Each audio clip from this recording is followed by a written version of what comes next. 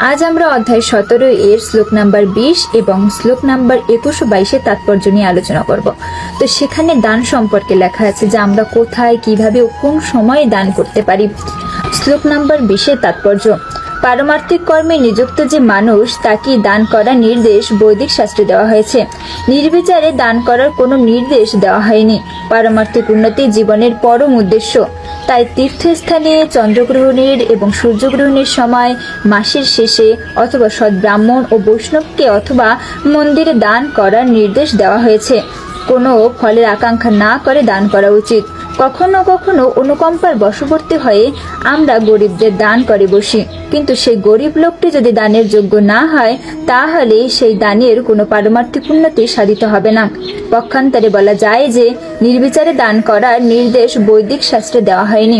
এখন যদি আমরা 21 ও 22 তাৎপর্য খেয়াল করি তাহলে সেখানে লেখা আছে যে কখনো কখনো স্বর্গলোকে উন্নীত হওয়ার জন্য দান করা হয়, কখনো আবার গভীর বিরক্তির সঙ্গে দান করা হয় এবং কখনো দান করার পরে অনুশোচনা হয় যে কেন আমি এভাবে এতগুলি টাকা নষ্ট করলাম।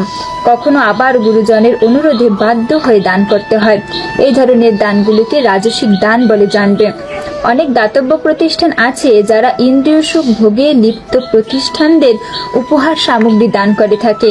এই ধরনের দানকে বৈদিক শাস্ত্রে অনুমোদন করা হয়নি। কেবলমাত্র সাত্ত্বিকভাবে দানের নির্দেশ বৈদিক শাস্ত্রে দেওয়া হয়েছে।